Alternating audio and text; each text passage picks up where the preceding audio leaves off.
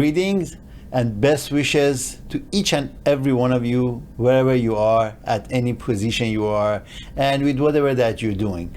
Well, I'm glad to be a part of your life today at this moment and bring you some information about the concerns that may affect each and every one of us at different times of life. So let's just get into it right away without any hesitation.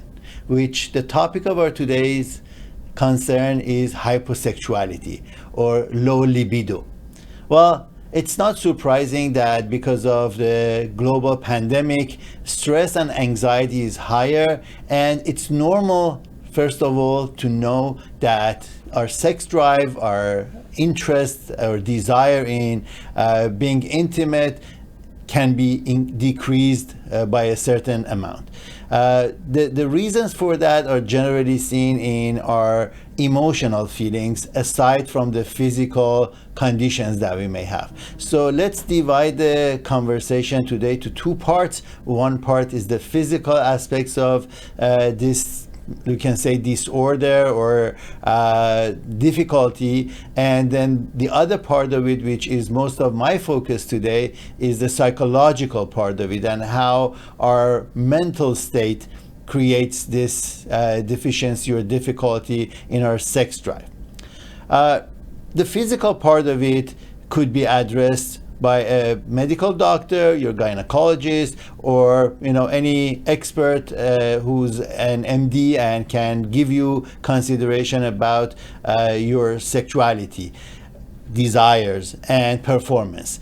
However, it's good to know that if the desire is not there, if the thought of sex is not there, it is not necessarily a physical dysfunction. The physicality comes usually when the arousal is possible, but the duration or the strength of the erection is questionable.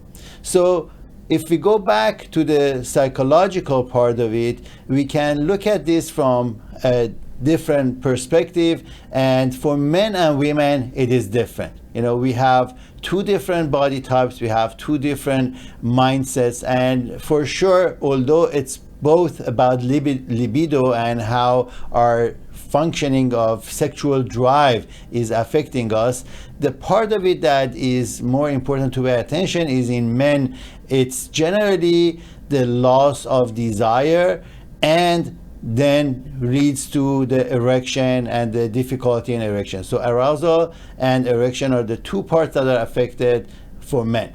For women, the parts that are affected is the dryness of the vagina, or especially the entrance of the vagina, and that drying up compounded by lack of duration of satisfaction or orgasm in the sex is becoming a difficulty also.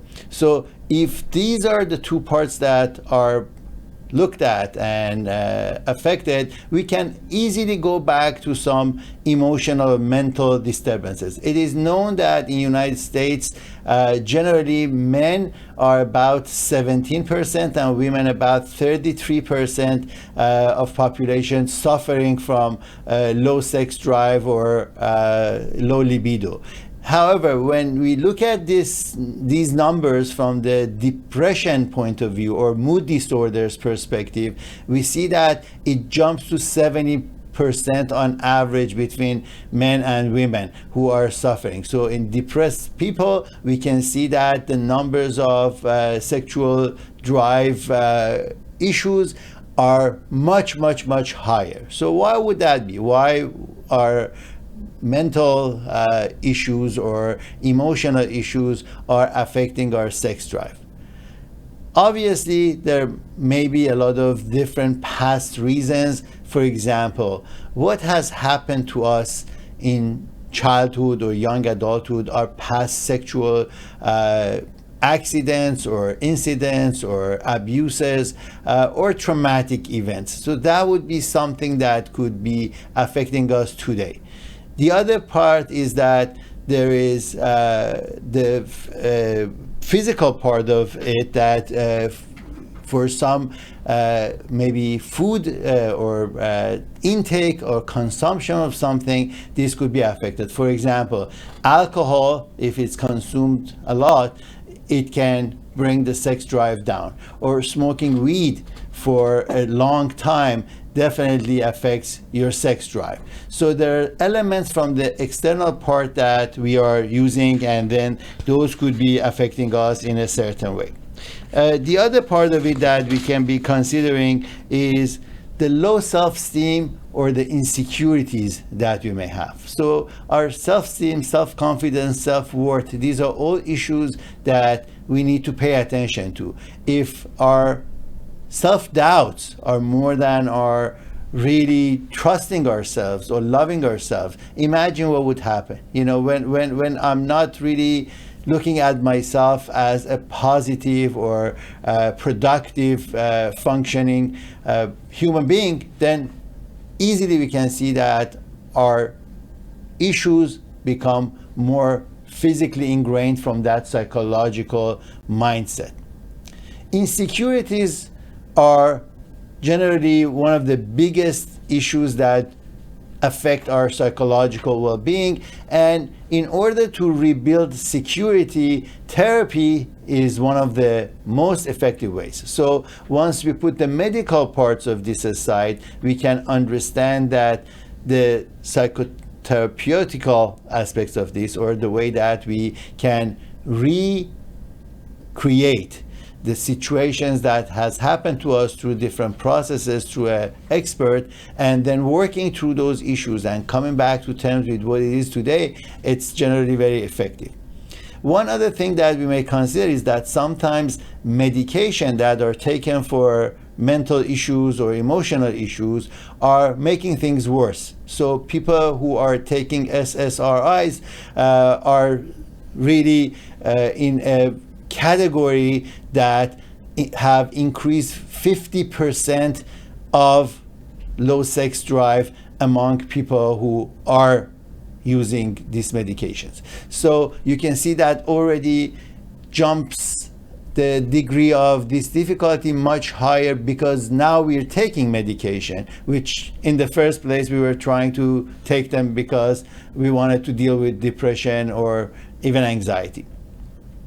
The anxiety and depression are the two sides of the same coin. So when our anxiety, let's say in this pandemic, because of so many uncertainties, once this anxiety is increased and we're not feeling comfortable with our situations, with the prospects of our future, with what's going on in our life, imagine that when we cannot do anything about it, so the other side of the coin comes up, which is depression. So anxiety and depression are the two sides of the same coin. And when anxiety doesn't have a place of release or being helped with, then depression arouses. And then once depression arouses, the hormonal difficulties in the body, especially in regards with sex drive, are affected. And say dopamine or the other neurotransmitters that bring excitement and enjoyment are not secreted, and we're going to be suffering from the low sex drive. So then you may ask, what can we do beside therapy? How can I manage this issue before going to a physician or a psychologist? Let's look at it from the balance point of view as it relates to my work and why we have these topics discussed. So balance is the body, mind, emotions, and everything else around us in our environment, financial situation, everything that relates to us is affecting us, and we are in the middle of all of this. And as the person in the middle of this, we are responsible for bringing more balance into an overall state of our being. So let's say if your sex drive is low and you notice that there are certain food or certain intakes that are affecting you, then you need to be careful and reduce the use or eliminate the use of those material or food or even beverages. Let's say, for example, gin and tonic, both of them can be reducing your sex drive. And then for those people who are gin and tonic drinkers, you can see that how this could be affecting their sex drive. Or for example, sleep apnea could be creating some more of the anxiety, which that anxiety really depends on how you deal with it. Depending on how you're dealing with it is going back to affect you in your sexual drive. Or even your environment, your companions and people who are around you. Sometimes our sexual desire is just limited to the partner that we are with, and it's not necessarily an issue within the person. So that would be another reason that you need to look into what's affecting you in your relationships and why relationships are unfortunately affecting your low sex drive. So in order to look at these, you must pay more attention to your state of being. Exercising and being vigorously active is another way that you can help yourself, because through exercise and bodybuilding, you can see that your stamina is going up, and then your sex drive as a result of that will be increased. Another way that we can look at the issue is, removing whatever that is on our way, removing obstacles. In order to be healthy, happy, and successful, we are required to understand what is stopping us, what is holding us up, what is in front of us that doesn't allow us to get into a better position in life and enjoying life in a better way, including better intimacy and sexuality.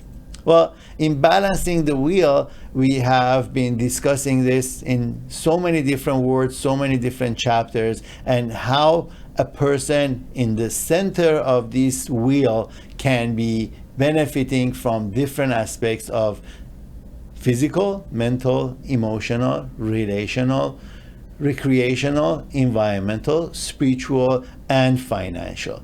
And if you have any questions or concerns, it would be great if you go into different chapters of this book. It is available on Amazon and also on audiobooks.com. You can also join us at willowwellbeing.com and become a member of Will Select, and you will have all of that information, plus my personal attention and my life partner and wife, Coach Bonnie, on all of this.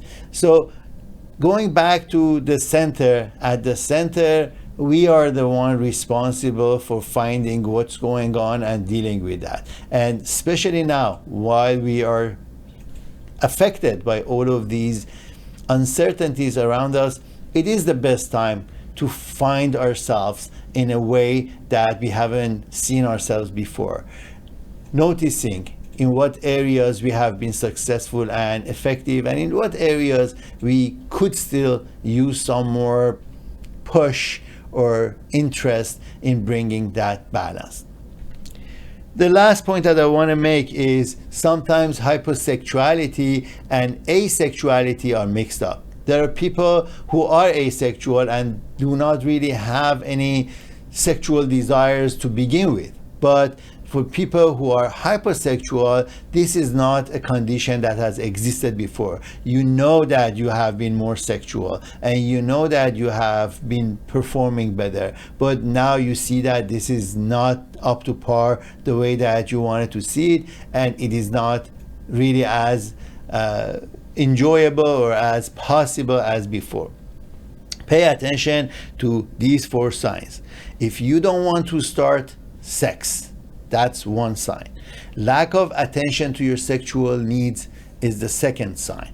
The third sign is loss of fantasies and sexual dreams and desires. And the last one is not enjoying stimulation or being touched or being sexually aroused. So these 4 areas are where you can look to see if something such as hyposexuality is happening. And please, if you cannot see how you can help yourself, make sure that you will be talking to a physician or a psychologist who is an expert in intimacy. They can support you.